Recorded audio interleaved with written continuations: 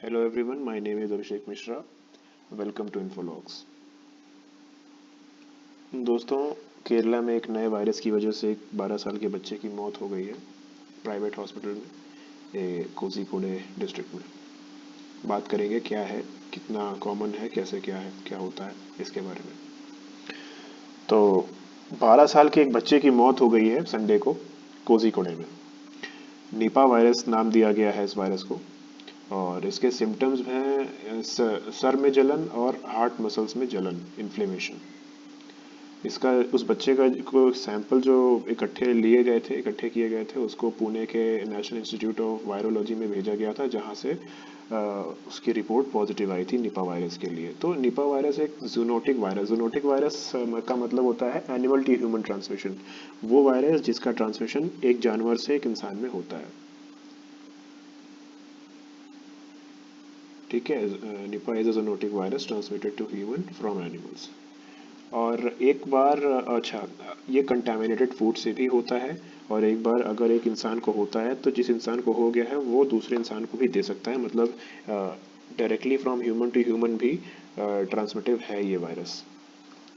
तो अच्छा, fruit bat और फ्लाइंग फॉक्स, ये एक तरह का चमगादड़ है जिसको रिजर्वॉयर माना जा रहा है इस वायरस का। और दिस बैट ये जो बैट है ये बाकी सारे एनिमल्स जैसे पिग्स, कैट, डॉग्स, इन सब में ये वायरस ट्रांसमिट करता है। और और ये जो पिग्स, डॉग्स और कैट्स हैं, इनके बॉडीली फ्लूइड से अगर ह्यूमन टच में आता है, ह्यूमन कांटेक्ट में आता है, कोई भी इंसान कांटेक्ट में आता है, तो फिर चांसेस हैं कि उसको निपा वायरस या एनआईवी इन्फेक्ट कर सकता है। तो एक बार अगर ह्यूमन कांटेक्ट में आता है, ह्यूमन इन्फेक्ट हो जाता है इस वायरस से, तो फिर ज़रूरी है कि उसको क्वारंटाइन किया जाना चाहिए। ये वायरस कॉमन कितना है? तो सबसे पहले 1989 में मलेशिया और सिंगापुर में इस वायरस का आउटब्रेक हुआ था। इस वायरस को निपा नाम इसलिए दिया गया है क्योंकि मलेशिया में जिस गांव में मतलब Nipah came from a village, ये एक विलेज के एक गांव के नाम से निपा वायरस निकला है, क्योंकि जो पहला इंसान निपा वायरस से मरा था वो मलेशिया के उसी गांव में मरा था। और सबसे पहले जो पहला आउटब्रेक था ये डोमेस्टिकेटेड पिग्स, ये जो पालतू सुअर होती हैं, उनमें पाया गया था, जिसकी वजह से 300 ह्यूमन गॉट इन्फेक्टेड और जिसमें से 100 लोग तकरीबन मर भी गए थे। और उसके बाद से कोई आउटब्रेक नहीं देखा गया है, जबकि इंडिया और बांग्लादेश में कई आउटब्रेक्स हुए हैं। तो बांग्लादेश में 2001, 3, 4, 5, 7, 8, 10 और 11 में आउटब्रेक हुए हैं। बांग्लादेश में तो बहुत प्रिवेलेंट है ये। और इंडिया में अभी तक ये सिर्फ वेस्ट बंगाल और केरला में पाया गया है। ये कितना फास्ट है, मतलब ये कोविड की तरह फास्ट है या कोविड से कम है? तो इसका आंसर है ये बहुत स्लो है कोविड से, कोरोना वायरस से ये बहुत स्लो है। प्रॉब्लम ये है इस वायरस में कि इसकी जो मोर्टेलिटी रेट है, ये मतलब इसकी एबिलिटी, जो ये जान ले लेता है, एक बार होता है तो फिर जान ले लेता है। मोर्टेलिटी रेट इसकी बहुत ज़्यादा है, 68% की मोर्टेलिटी रेट है इसकी। पहला आउटब्रेक जो सिलीगुड़ी में हुआ था जिसमें 66 लोग इन्फेक्टेड हो गए थे, उसमें 45 लोग मर गए, 45 पीपल डाइड आउट ऑफ 66। तो मोर्टेलिटी रेट ज़्यादा है जिसकी वजह से ये कंसर्न है, इसको हल्के में लिया नहीं जा सकता है। उसके बाद जो बंगाल में आउटब्रेक हुआ उसमें 5 लोग इन्फेक्टेड हुए और सारे 5 मर गए। केरला में 2017-18 में 18 लोग मर गए। सॉरी, 2018 में 18 लोग इन्फेक्ट हुए और 17 लोग मर गए जिसमें से।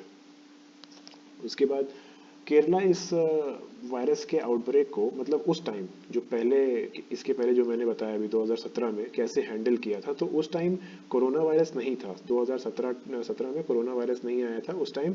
तो अब क्योंकि निपा वायरस इतना नया था कि उसके लिए कोई प्रोटोकॉल था नहीं, तो इबोला जो सहारन और एक सहारन अफ्रीकन रीजन में इबोला वायरस पहली बार पाया गया था ना। तो इबोला वायरस के ही प्रोटोकॉल पे केरला इस निपा वायरस के ट्रांसमिशन को रिस्ट्रिक्ट कर रहा था। जून 2018 में तकरीबन 3000 लोगों को क्वारंटाइन किया गया था कोझिकोड और मलप्पुरम डिस्ट्रिक्ट के आसपास, और उन सबको अंडर ऑब्जर्वेशन रखा गया था। केरला फ्रेश निपा वायरस को कैसे हैंडल कर रहा है, तो क्योंकि जो 12 साल के बच्चा मरा है, जिसकी मौत हुई है, वो छठमंगलम गांव से बिलोंग करता था। उस गांव के ग्राम पंचायत के अंडर में 3 वार्ड आते हैं, और वो तीनों वार्ड पूरी तरह से बंद थे। संडे मॉर्निंग बंद कर दिए गए, और उस गांव के अंदर की मूवमेंट भी बैन करी गई है, और बैरिकेडिंग और चेक पॉइंट्स लगाए गए हैं, जिसमें जो गांव के अंदर जा रहा है या जो गांव के बाहर आ रहा है, उनकी पूरी तरह से जांच की जा रही है और उनको स्कैन किया जा रहा है, ताकि इस वायरस के आउटब्रेक को कंटेन किया जा सके। अब क्योंकि निपा एक वायरस है, तो इस वायरस का ये कितना ट्रांसमिसिबल है, ये कितना स्प्रेडेबल है, इसकी भी स्टडी की गई। तो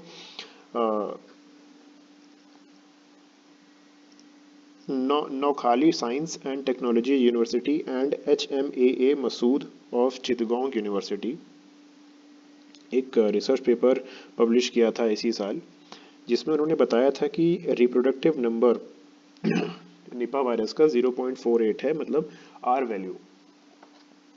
वैल्यू का मतलब क्या होता है कि जितनी ज़्यादा आर वैल्यू, उतना ही ज़्यादा वो वायरस ट्रांसमिसिबल होगा, उतनी ही ज़्यादा जल्दी वो वायरस फैलेगा लोगों में। तो आर वैल्यू निपा वायरस की बहुत कम है। The R value is a measure of how quickly virus spreads in the population. तो R value क्योंकि 0.48 है, एक से भी कम है, तो एक तो ये बहुत कम इन्फेक्टिव है, और ये बहुत आसानी से किसी इंसान में जाता भी नहीं है, बहुत आसानी से नहीं होता है। पर कंसर्न ये है कि ये जब हो जाता है तो बहुत मुश्किल हो जाता है उस इंसान को बचाना। तो और 1 से इसकी आर वैल्यू 1 से नीचे होने का मतलब है सिर्फ एक इंसान को ही ये वायरस दे सकता है या दूसरे इंसान को मिल सकता है।